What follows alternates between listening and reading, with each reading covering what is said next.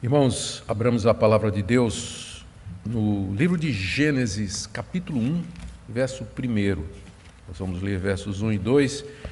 Estamos dando início a uma série de mensagens expositivas nos 11 capítulos iniciais do livro de Gênesis. Gênesis, capítulo 1, versos 1 e 2.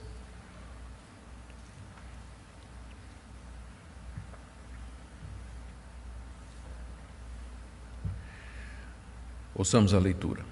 Gênesis capítulo 1, versos 1 e 2. No princípio, Deus criou os céus e a terra.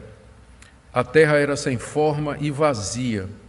Havia trevas sobre a face do abismo, e o Espírito de Deus se movia sobre as águas. Oremos. Senhor, nós estamos diante das palavras iniciais da Tua grande revelação, e quão profundas e desafiadoras elas são. Nós queremos pedir entendimento, nós queremos pedir discernimento espiritual, à medida que nós tentamos entender todos os mistérios que aqui estão revelados e ficar em paz com relação àqueles que não estão. Nós pedimos, ó Pai, que Tu nos guardes e abençoes na série de mensagens que queremos fazer nesse livro, de maneira que traga entendimento, que traga fortalecimento à nossa fé, compreensão da nossa fé. É o que nós te pedimos em nome de Jesus. Amém. Queridos, conforme dito, nós iniciamos hoje, pela manhã, uma série de mensagens no livro de Gênesis. Não no livro todo, mas nós vamos do capítulo 1 até o capítulo 11. Pode ser que, se chegarmos no final do capítulo 11 e a gente perceber que foi bem, porque isso aqui é um desafio para mim. Eu nunca preguei expositivamente em Gênesis. Então, se até o capítulo 11 a gente vê que está indo bem, dando certo, a gente arrisca até os 50, não é? O livro de Gênesis está dividido em duas grandes partes.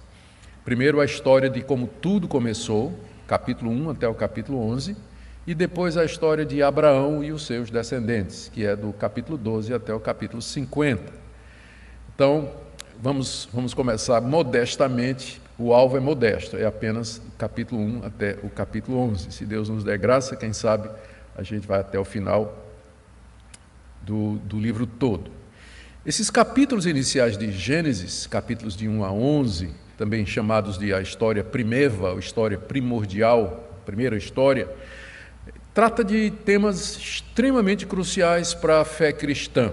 E alguns desses temas estão em bastante evidência hoje, na relação do cristianismo com a sociedade, com a cultura, a questão dos valores. Por exemplo, aqui nós lemos como tudo começou. Lemos por que que existe algo em vez de nada. Por que tem uma realidade em vez de nada. Nós lemos aqui nesses capítulos iniciais. Aqui nós lemos a origem da vida, a origem do ser humano. Aqui nós temos a origem do casamento e da natureza do casamento, a base pela qual nós lutamos pelo casamento, o casamento monogâmico, heterossexual. Aqui nós também aprendemos por que existe tanto mal no mundo, por que existe tanta injustiça, por que as pessoas se matam, se odeiam, apesar de Deus ter feito tudo muito bom. E tudo isso nos aponta e nos traz a resposta para a pergunta: por que nós precisamos do Evangelho e por que nós precisamos de um Redentor? Todas essas questões estão aqui nos capítulos iniciais do livro de Gênesis, a ponto de alguém já ter dito que se você tirar esses capítulos iniciais, o resto da mensagem da Bíblia não faz o menor sentido. Você não vai entender o que é que vem depois, né? O porquê do que é que se sucede. Nessa série, então, nós vamos tratar dessas questões, mercê de Deus. Vamos começar vendo algumas coisas introdutórias a respeito do livro de Gênesis. Aqui é muito importante que nós, ao estudarmos a Bíblia, ou qualquer parte da Bíblia, nós procuremos lembrar quando essa parte foi escrita, por quem, para quem, com que propósito, o que é que trata. Não é que isso é essencial para nós termos acesso ao significado do texto, significado salvador. Porque de alguns livros a gente não sabe nem quem é o autor, nem quando foram escritos. Entretanto, qualquer pessoa lendo a Bíblia com o uso ordinário, o uso normal das suas facilidades, pode chegar ao conhecimento salvador de Jesus Cristo, lendo a Bíblia normalmente. Mas você tendo o conhecimento mais aprofundado dessas circunstâncias, isso lhe dá uma clareza maior em você entender a mensagem da Bíblia. Por isso que nós queremos fazer algumas questões, ou trazer algumas questões introdutórias aqui. Primeiro, Gênesis é o primeiro livro da Bíblia, seu nome significa princípio, palavra grega, hebraica, bereshit, que é logo a primeira palavra. Então, é isso que dá o nome ao livro de Gênesis, ele é o livro do princípio. E ele sempre é tratado e referido na Bíblia juntamente com os 4 outros livros que vêm depois, Êxodo, Levítico, Número e Deuteronômio. Esses 5 livros formam o Pentateuco, ou a Torá, ou a lei, e eles todos são atribuídos a Moisés, e essa é a nossa posição, é a posição do cristianismo histórico, é a posição do cristianismo clássico, de que esses 5 livros, Gênesis até Deuteronômio, eles foram escritos por Moisés, o grande legislador da nação de Israel. A única parte que Moisés não escreveu foi a parte que relata a sua morte, que está no final de Deuteronômio. Então, provavelmente, o seu sucessor, Josué, foi quem escreveu o capítulo final, onde se narra a morte de Moisés e como Deus o sepultou. Por que nós dizemos que é Moisés e qual a importância disso? Bem, o próprio livro, os próprios 5 livros, o Pentateuco, em várias partes, eles dizem, e Deus disse a Moisés, escreve, escreve, escreve.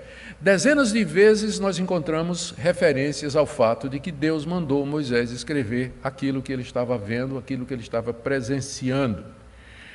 E depois disso, depois dos 5 livros, os livros que vêm depois, no Antigo Testamento, sempre se referem ao Pentateuco como sendo a lei de Moisés ou o livro de Moisés, dezenas de vezes.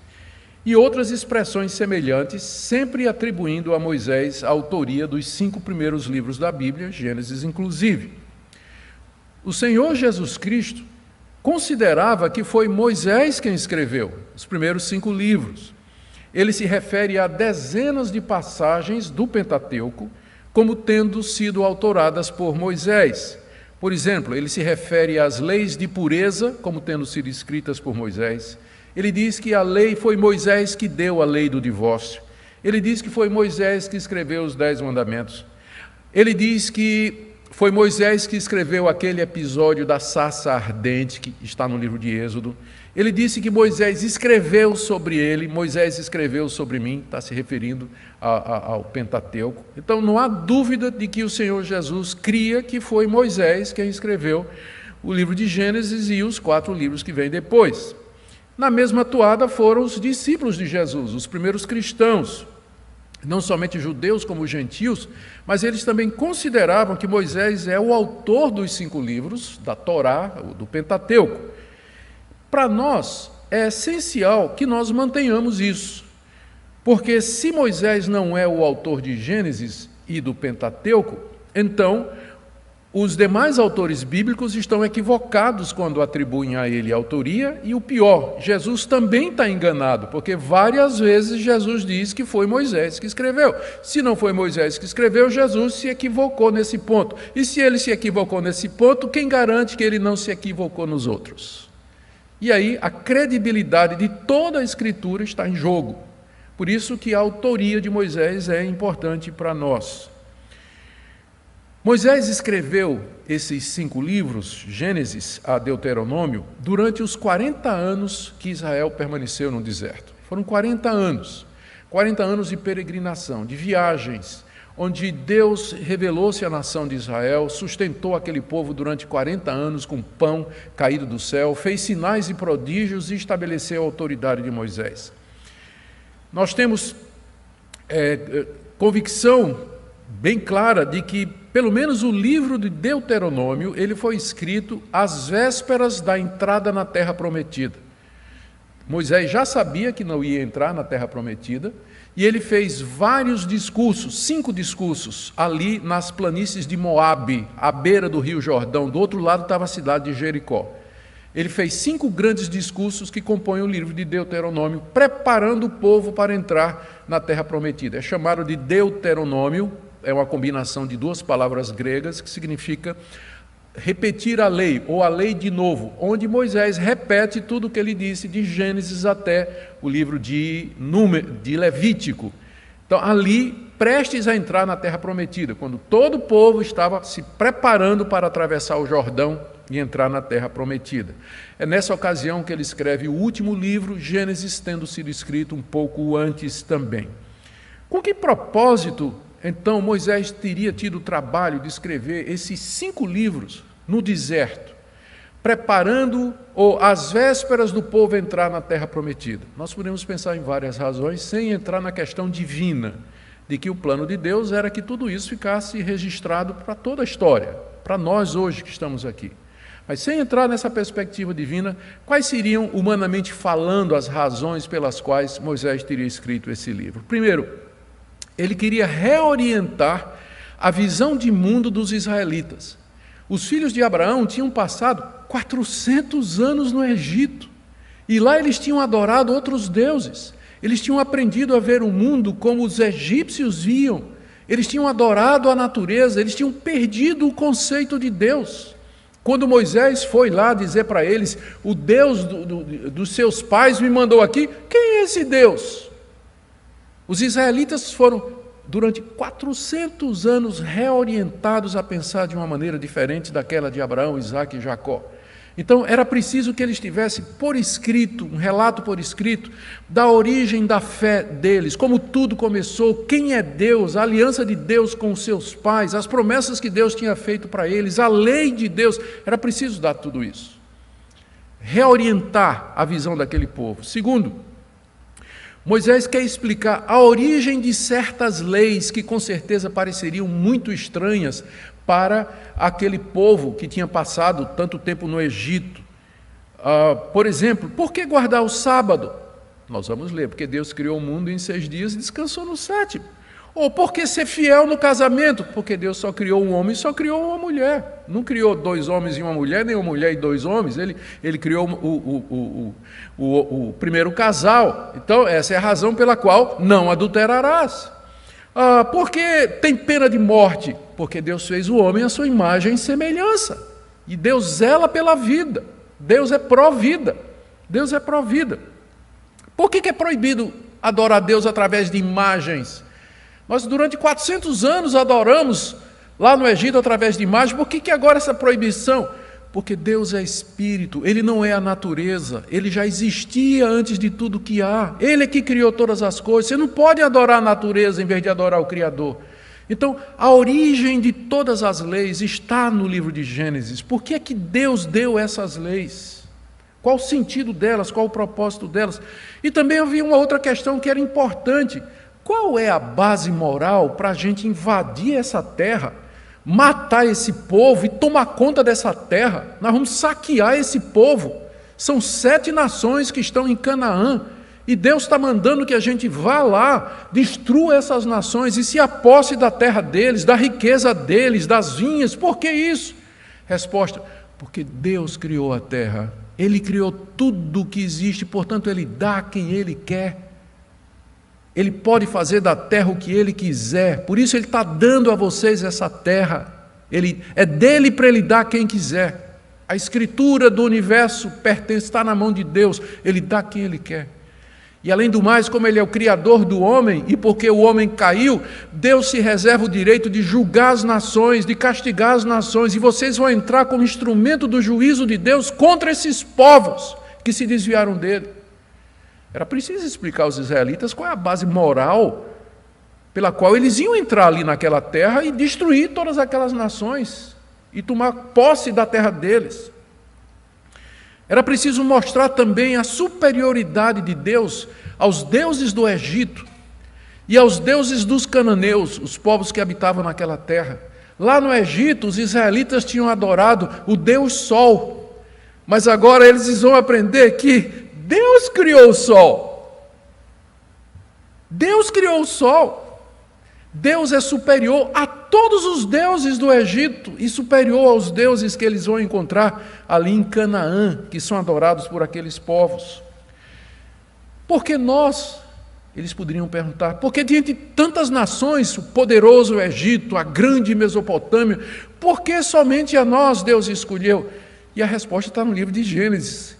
Porque ele amou Abraão, ele chamou Abraão, escolheu Abraão de entre todos e disse: eu faço uma aliança contigo e com a tua descendência. Entende por que Gênesis é importante? Ele dá a base de tudo mais, ele explica tudo. E o povo precisava saber isso antes de entrar na terra prometida. Precisava saber que Deus tinha feito uma aliança com Abraão e com seus descendentes, que Deus tinha prometido dar aquela terra. Há 400 anos atrás, Deus tinha prometido que aquela terra seria deles. Deus fez uma aliança que tinha condições que precisavam ser obedecidas e tinha também promessas, e a mais importante era de que deles viria aquele que seria o Salvador do mundo. Em tua descendência serão benditas todas as nações da terra. Por isso que Moisés escreveu Gênesis. Por isso que ele escreveu antes de entrarem na terra prometida. Por isso que Gênesis está na Bíblia. Por isso que o nome é Como Tudo Começou. O início de tudo. Por isso que sem Gênesis o resto da Bíblia não faz sentido. Não faz sentido. A gente pergunta, né, como é que Moisés soube de tudo isso? Quais foram as fontes que Moisés usou para escrever? Ele certamente não estava lá no início, né? Então como é que ele sabe que foram 7 dias? Como é que ele sabe a sequência? Ele não estava lá no jardim quando o homem caiu. Quais são as fontes de informação para Moisés ter escrito esse livro? Com certeza, em primeiro lugar, revelações diretas de Deus. O tempo todo, no Pentateuco, Moisés aparece como sendo aquele com quem Deus falava, como quem fala com seu amigo. Deus aparecia a Moisés e eles conversavam cara a cara, cara a cara. Então, quanta coisa Moisés não recebeu diretamente de Deus. Além disso, haviam as tradições orais que remontavam lá ao próprio Éden. Adão passou para os seus filhos, o que é que aconteceu? Que passaram para os seus filhos de geração em geração. Deus preservando até que chegasse em Moisés a tradição oral daquilo que tinha acontecido lá no início, o testemunho ocular de quem esteve lá, Adão e Eva, até chegar a Moisés. Já tinha algumas fontes escritas, inclusive, que circulavam com algumas dessas histórias. Nós lemos no Pentateuco menção ao livro dos justos. Livro dos justos. Que livro é esse? A gente não tem ideia, mas é uma fonte escrita que talvez foi usada por Moisés para compor o Pentateuco e que remonta lá ao começo. É verdade que havia relatos da criação entre outros povos, nós sabemos disso. Além do livro de Gênesis, você encontra relato entre os sumérios, você encontra relatos babilônicos e dos egípcios a respeito de como tudo começou, de como as coisas tiveram origem. E Moisés era versado em toda a sabedoria e toda a ciência do Egito, nos diz lá o livro de Êxodo. Ele foi criado na corte de Faraó, ele tinha acesso a todas essas cosmogonias, é o nome que a gente dá, a origem dos céus, ou teogonias, a origem dos deuses. Isso era comum naqueles povos, Moisés tinha acesso a tudo isso. E é interessante que essas histórias, né, elas falam sempre de que no começo era um caos primitivo. As águas e as trevas sempre existiram e os deuses brigavam entre si. Tinha um Deus que era o Deus principal que queria manter ordem, mas os subdeuses viviam brigando, era uma confusão. Que diferença, se você um dia tiver a oportunidade, leia o relato das teogonias ou cosmogonias dos pagãos, descrevendo como é que tudo começou, e compare com o relato de Gênesis. Você vai ver que diferença marcante. O que nós temos aqui é o relato verdadeiro que foi preservado por Deus de como tudo começou. Deus, através da descendência de Sete, uma vez que Abel morreu, da descendência de Sete, Deus veio preservando via Noé e até chegar em Moisés, que relatou e que serve de base, então, para o livro de Gênesis que nós temos aqui. Então, estas são algumas questões iniciais a respeito do livro de Gênesis. Elas são importantes porque nos dão o quadro maior e vão nos ajudar a entender algumas das coisas que nós encontramos aqui nesses capítulos iniciais. Depois, vencidas essas questões, vamos então ver primeiro o que Moisés ensina sobre Deus, nesses 2 versículos. No princípio, Deus criou os céus e a terra. A terra era sem forma e vazia, havia trevas sobre a face do abismo e o Espírito de Deus se movia sobre as águas. O que nós aprendemos sobre Deus a partir desse relato? Primeiro, que Deus sempre existiu. Você nota que Moisés aqui não explica a origem de Deus, ele apresenta Deus. No princípio, Deus. Quem Deus é, de onde ele veio, nenhuma palavra. Deus é apresentado como sendo autoexistente, como sendo eterno, não tem princípio, não tem fim. Ele já existia antes do mundo ser criado. Em contraste com os deuses do Antigo Oriente, nessas teogonias que eu falei, que de alguma forma foram gerados do caos da matéria, que viviam em conflito entre si, o Deus de Israel é simplesmente apresentado como aquele Deus autoexistente, para quem não se precisa dar explicação. Por isso que o nome dele mais adiante, quando ele se revela, é esse, Yahweh. Eu sou o que sou. Você não tem como me definir. Eu sou o que sou. No princípio, Deus. Deus. Ele é antes de todas as coisas, ele sempre existiu, ele não tem início, ele não tem começo, ele não foi gerado. Nunca houve um momento de tudo que existe em que Deus não fosse. Ele era, é e sempre será o que ele é. Eu sou o que sou. Segundo, nós aprendemos que Deus é um ser pessoal e não uma mera força ativa. Deus tem um plano, ele tem um propósito, ele teve um objetivo ao criar. Ele não criou tudo o que existe por mero capricho, como a gente vê nessas teogonias e cosmogonias pagãs. Ele tinha um alvo, porque Moisés diz aqui, no princípio, Deus criou. Se tem um princípio, é porque tem um fim. É porque tem um propósito, tem um objetivo, senão não faz sentido falar em princípio. No começo, Deus criou todas as coisas, mas ele criou então com algum objetivo, porque se tem um começo, tem um fim. Logo, Deus não é uma força impessoal, uma força ativa que está operando no meio da criação. O mundo não é regido por o acaso, por sorte, por azar, por destino, mas há um Deus que sempre existiu e que criou com um propósito. Terceira coisa que a gente aprende aqui, que esse Deus é todo-poderoso e autor do mundo. Tudo que existe foi criado por ele. Essa expressão, no princípio Deus criou os céus e a terra, é a maneira hebraica de dizer a realidade. O mundo que você pode ver e o mundo que você não pode ver. Tudo que existe, os céus lá em cima, a terra aqui embaixo. O sol, a lua e as estrelas, o sol, você contempla a noite e as estrelas, foi Deus que fez tudo.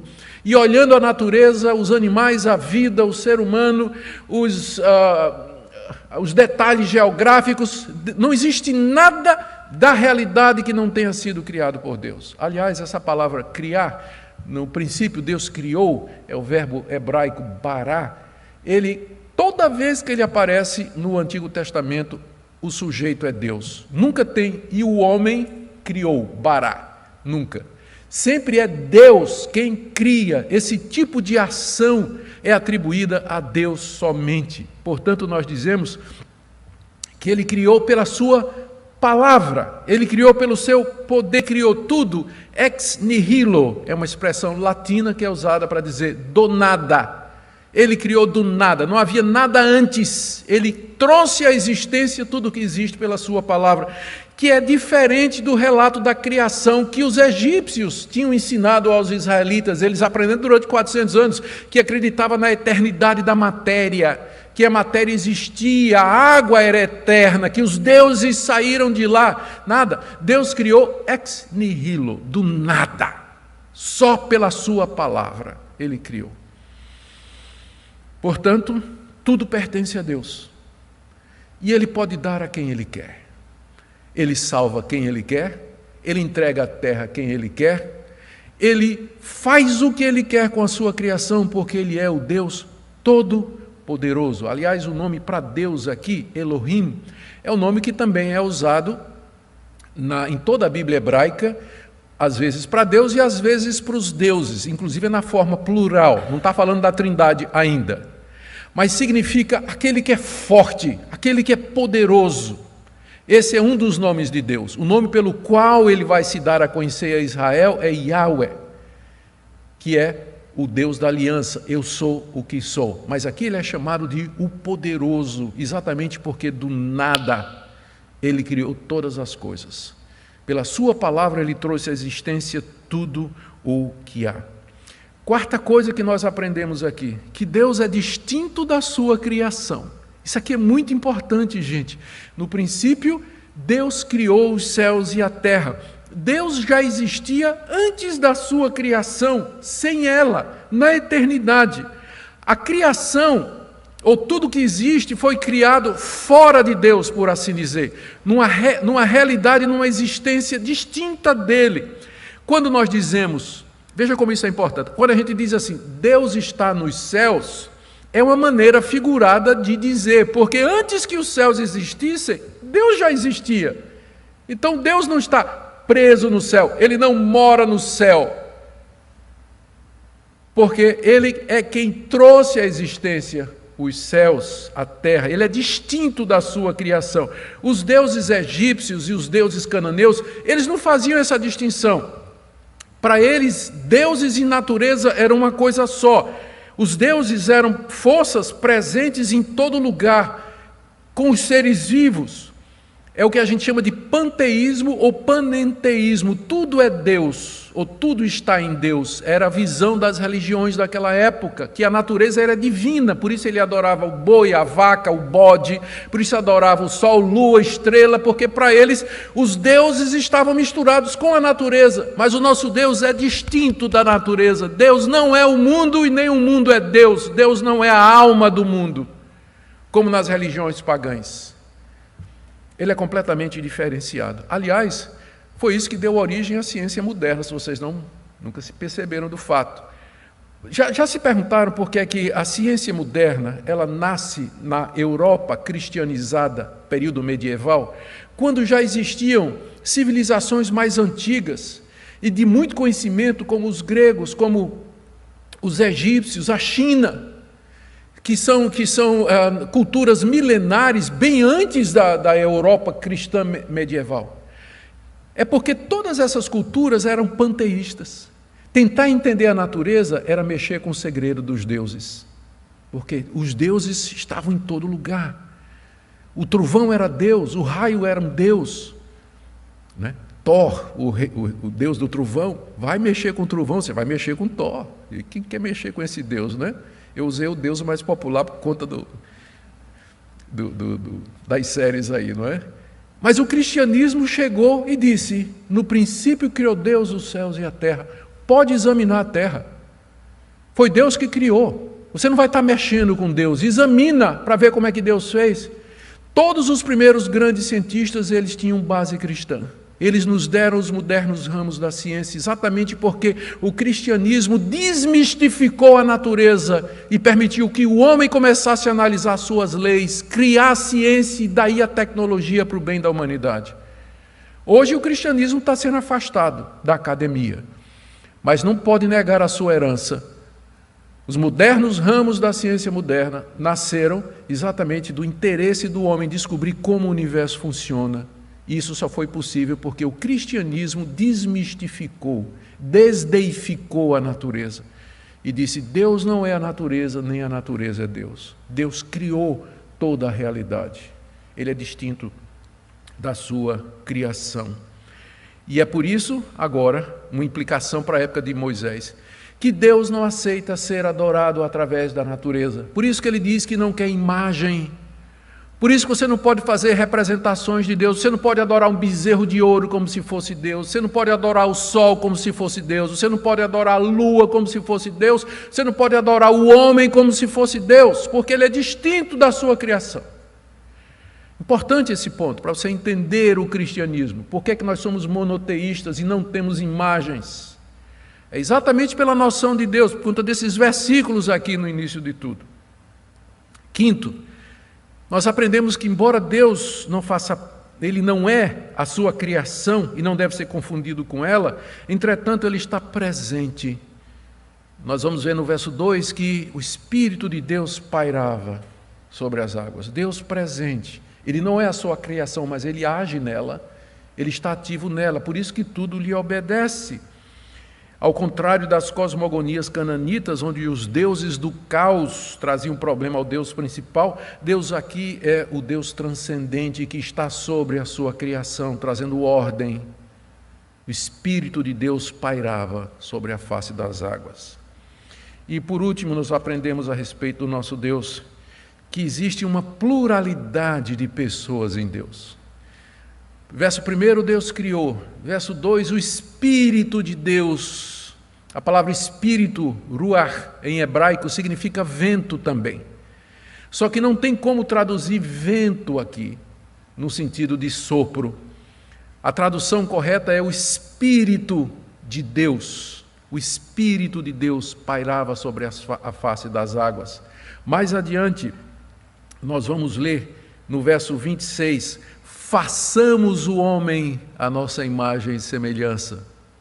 Quem são estes? Né? Façamos, é plural. Ou no capítulo 3, verso 22, o homem se tornou como um de nós.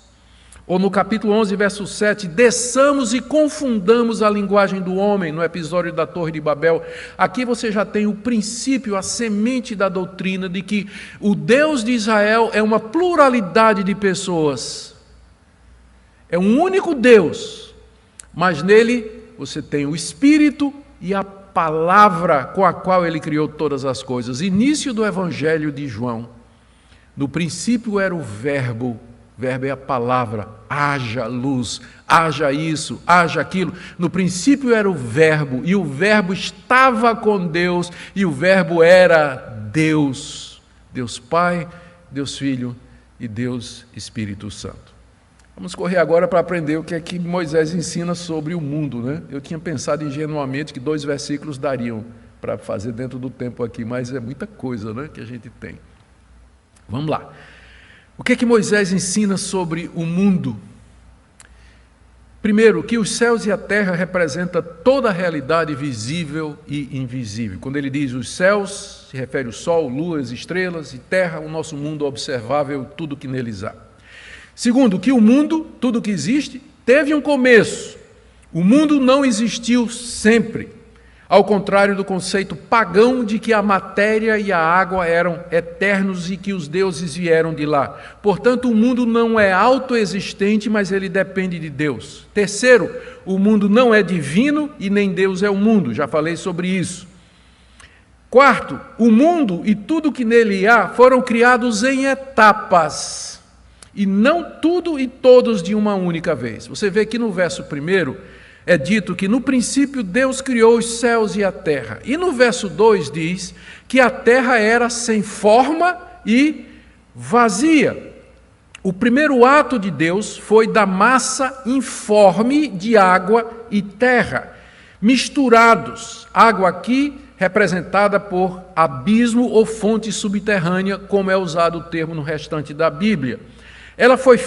Tudo foi feito sem forma, não tinha ainda forma. Imagina aquela massa de água, de terra em plena escuridão. É chamado de vazio porque não tinha ainda vida, não tinha seres que nela habitavam. A escuridão tomava conta de todas as coisas porque Deus não tinha feito a luz ainda. Então, no começo, esse é o primeiro passo. Deus cria a matéria-prima, por assim dizer. A massa bruta era criada ali. Entretanto, que é outra coisa que nós aprendemos, o Espírito de Deus já se movia sobre a face das águas. Perceba, verso 2. A terra era sem forma e vazia, havia trevas sobre a face do abismo. Que abismo é esse? Resposta na frase seguinte. E o Espírito de Deus se movia sobre o abismo, sobre as águas. A palavra abismo aqui representa as águas. Então, toda aquela massa sem forma, convoluta, mas o Espírito de Deus se movia sobre eles. Essa frase aqui, o Espírito de Deus se movia, esse verbo ele é usado várias vezes na Bíblia hebraica para significar uma ave chocando o seu ninho. Uma ave gigantesca sobre o seu ninho, chocando os ovos, preparando para que eles venham à luz. É o mesmo verbo que é usado aqui, o Espírito de Deus sobre a criação, sobre a massa informe, preparando para o próximo passo, que serão os 6 dias, onde Deus vai criar tudo direitinho, que é o que nós veremos na próxima mensagem, se Deus permitir. Espírito de Deus, isso significa que no tempo certo e no tempo apropriado, dentro dos seus planos, Deus haveria de fazer esse mundo lindo, belo, maravilhoso, complexo, rico, misterioso, que nós temos diante de nós e onde nós vivemos. Algumas aplicações práticas para terminarmos. Primeiro, receba esse relato pela fé. Aqui não se trata de um relato científico. Não coloque a ciência em curso de colisão com isso, porque o propósito da Bíblia não é dar um relato científico de como tudo começou. Ele está dizendo que Deus é o autor de tudo. Não existe nada que não tenha sido feito por Deus. E a ciência não pode postular nada que seja contrário a isso. E, na verdade, a verdadeira ciência não postula nada contra isso. Vocês têm que fazer a diferença entre ciência e o materialismo naturalista que tem dominado pesquisadores e cientistas hoje, que já parte do pressuposto de que não existe Deus. O livro de Gênesis ele não usa linguagem científica, ele não foi feito para isso. Ele foi feito para nos dizer todos esses pontos que eu afirmei. A matéria não é eterna, ela tem um princípio, há um Deus que sempre existiu, criou todas as coisas, é um Deus pessoal, ele tem um propósito, ele é distinto da sua criação e ele criou o mundo através de etapas, não criou tudo de uma vez, embora pudesse ter sido feito. E ele fez isso para mostrar que ele é o Deus de ordem, o Deus que organiza todas as coisas. Então, os detalhes disso, nós podemos aprender alguma coisa com a ciência, claro. Podemos aprender alguma coisa à medida que a gente investiga como o mundo funciona, nós podemos aprender. Mas nada que possa contradizer isso que a palavra de Deus nos diz. Por isso que em Hebreus, capítulo 11, verso 3, o autor diz assim, e esse seria o sumário do Novo Testamento. Pela fé entendemos que foi o universo formado pela palavra de Deus, de maneira que o visível veio a existir das coisas que não aparecem. Pela fé entendemos que o universo foi formado pela palavra de Deus. Isso aqui não é uma matéria de ciência, isso aqui é uma matéria de fé.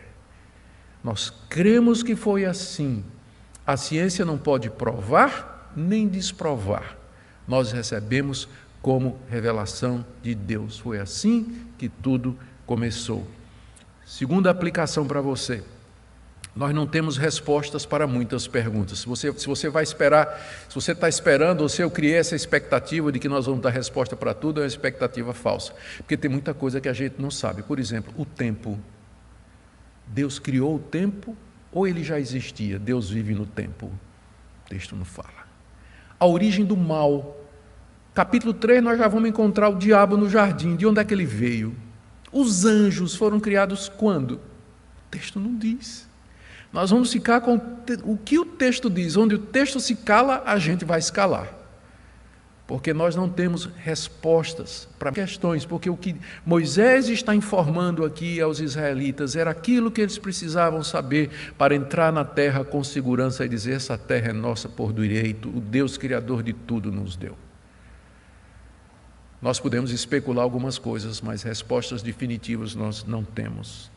Terceira coisa, Gênesis foi dado para você saber quem é Deus, o que é o mundo, por que nós somos maus, por que nós precisamos de redenção e para nos preparar para a glória eterna. Leia Gênesis com os olhos de cristão, evangelicamente, vendo ali o propósito redentor de Deus. De qualquer forma, esses versos iniciais do livro de Gênesis ensinam que algumas visões de mundo são incompatíveis com a fé cristã e que não dá para conciliar. Por exemplo, que o mundo é dominado por duas forças, o bem e o mal, chamado às vezes de dualismo, às vezes de maniqueísmo, é completamente incompatível. Só existe um Deus. A visão que às vezes o pessoal tem que Satanás tem o mesmo poder de Deus, é um Deus ao contrário, é contra isso aqui. Há um só Deus, Satanás, um anjo caído, criado por Deus quando a gente não sabe, mas nunca é igual a Deus. Ou então a ideia da eternidade da matéria, que a matéria sempre existiu, precisa fé para acreditar nisso, então eu prefiro crer num Deus criador como está aqui. Outros vão dizer que o mundo se autopariu, se autogerou, de repente do nada, puf, apareceu alguma coisa. Me diga uma coisa, precisa mais fé para acreditar nisso do que para acreditar no relato de Gênesis, que o mundo se autogerou. Como alguns cientistas ateus têm dito hoje, porque não tem explicação. Não tem explicação. Nós adoramos ao Deus Criador, supremo, soberano do universo, conforme nos é dito nessa palavra. Que nós nos curvemos diante dele nessa manhã, que nós o adoremos. Tudo isso é o palco que ele armou para a chegada do seu, como é dito a respeito de Jesus. Por ele, para ele, são todas as coisas. Nós vamos celebrar agora a vinda do Filho de Deus, que vai pisar no palco da história milênios depois de que tudo começou. E ele veio para ser o nosso Redentor. Amém? Nós vamos orar e em seguida passaremos à celebração da ceia. Nosso Deus, nós bendizemos o teu nome, porque tu és o único Deus verdadeiro, autor e criador de tudo. Diante de ti nos curvamos, agradecidos por tua revelação, agradecidos, ó Deus, porque sabemos que estás no controle de tudo, e agradecidos porque o Senhor nos chamou e abriu os nossos olhos para nós entendermos o verdadeiro Deus e a vida eterna mediante Jesus. Abençoa o tempo que teremos agora de celebração da ceia. Por amor de Jesus. Amém.